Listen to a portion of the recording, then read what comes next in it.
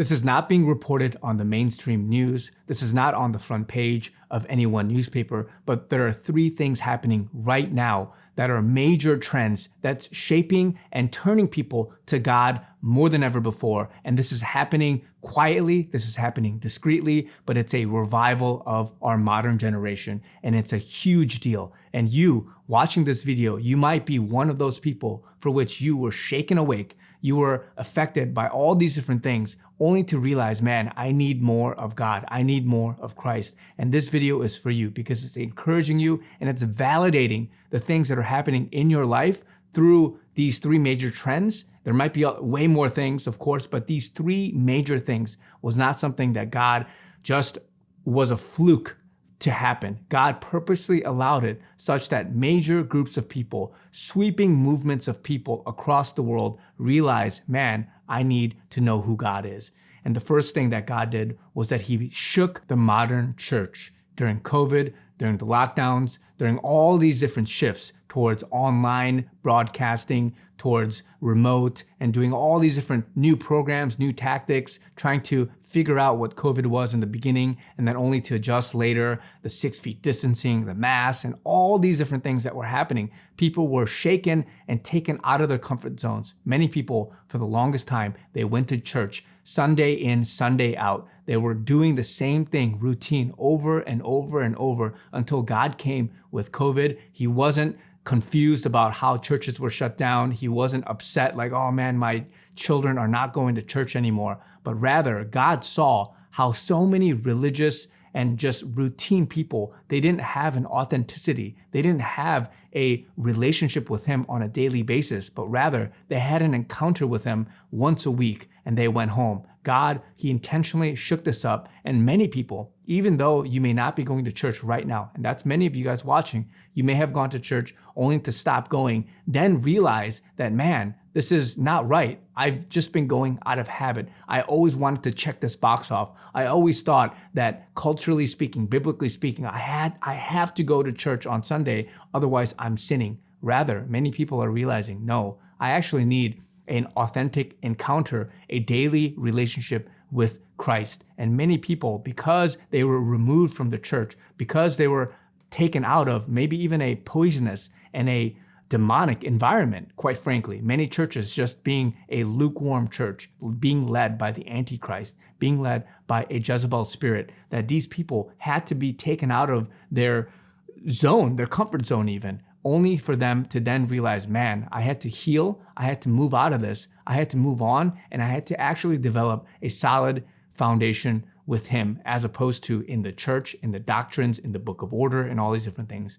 Nothing wrong with churches. There's nothing wrong with the structure that many people provide. But so many people, because they were looking at something that was good for them, only to then be used as something bad, where Monday through Saturday, they had a different mentality. God had to take that and shake the modern day church. Many churches are realizing I don't have fruit. Many churches are realizing I did the wrong thing. We didn't take care of our sheep. We just bowed down to the rules. We were just doing programs. We were doing all these different things. And God had to shake the church globally by actually shutting it down, by actually getting people to reevaluate all of the different things they've been doing decade in, decade out for years and years and years. So God, if you are in that position, God has allowed you to experience the pain, the hurt, the different things of the church, only for you to then realize and to learn from it, so that you can have a more authentic, more God-glorifying mentality for him, not just the church mentality. The church is good.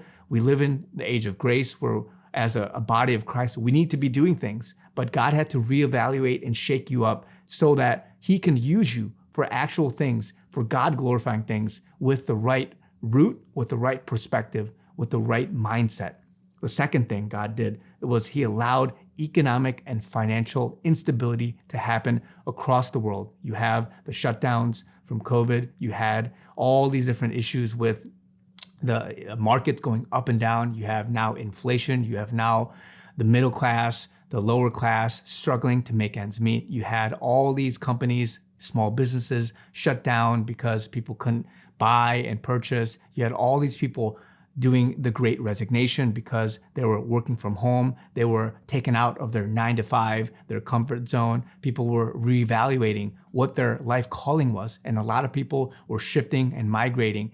And quite frankly, people had a midlife crisis. People had a quarter life crisis. People were wondering, is this what I want to do for the rest of my life? And from all these economic and business and financial things, God had to shake all of this up all at once because people were so greedy. They were so in routine. They were in such habits. They didn't really understand fully who God was in all of that. And so many people, they're seeking him right now because they can't make ends meet. They're seeking him because they can't find a job. They're seeking him because the business that they started or that they were working on didn't work out. God was using all of that for your good so that he can get your attention from everything that's going on. And God is allowing big shifts, big migrations, big epiphanies, big enlightenments, big realizations in all these areas for a reason. And it's all coming together for your good.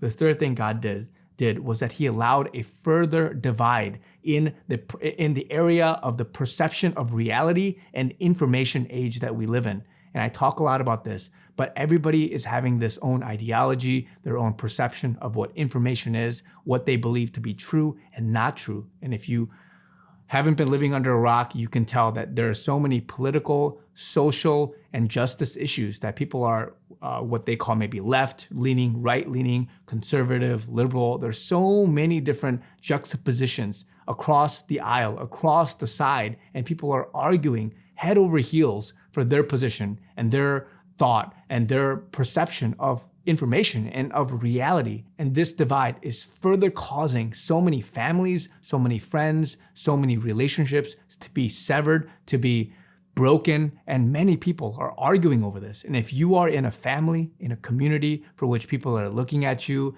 and you have the complete opposite mentality, and it may not even be a political or social issue, it could be the lifestyle they live in, it could be the witchcraft, all of the demonic things that they do, the lifestyle they live of sin, the lifestyle they live of being culturally indoctrinated by all the things of the world. And you are in a position for which you are completely juxtaposed. You are completely opposite of that. God has wakened you up to say, man, that's not the lifestyle that I want for me. That's not the lifestyle I want for my family. My dad is doing it. My mom is doing it. My brothers are doing it. My wife is doing it. My husband's doing it.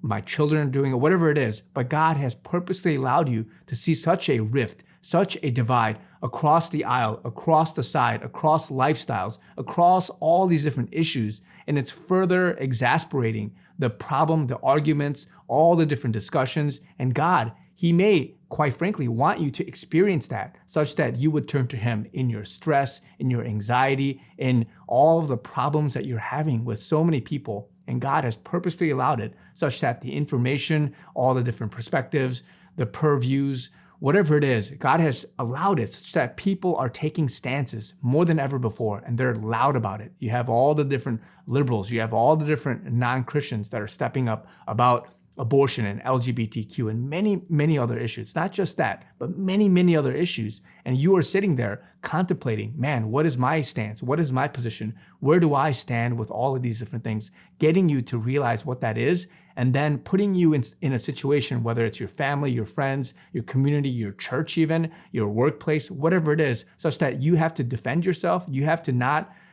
be on the fence anymore about this. And God has purposely allowed it such that you have to think through this critically on your own. And so this is happening for a reason, guys, because God is shaking you awake so that he can wake you up to turn to him faster than ever before. And many people, again, it's not being reported. There's no statistic that's out there that's tracking all these different things, but many people are waking up and they're realizing. And so many people are now turning to the righteous things. They're turning to the things of God. They want to reverse so many things in the education system, so many things in the church, so many things in government, so many things in modern medicine, so many things in corporate culture, so many things in all the realms of life, because they're seeing it for what it is. And they're seeing God, most importantly, in all of this. And so God is allowing these three major trends to turn to him more than ever before. And so what you're witnessing now is one of the greatest revivals of our generation. Many more people will come to know him. Many more people will struggle. They will wrestle with it. they will go through their own personal journey in order to be enlightened, in order to be awakened, in order to now know who he is and then pursue him faster, harder than ever before. It's not the time now to be lukewarm. It's not the time now to be losing your first love. You have to get around this and you have to pursue him. He wants a daily encounter. And this is what God is doing in this time right now. God bless you guys. Love you guys. Talk to you guys very soon.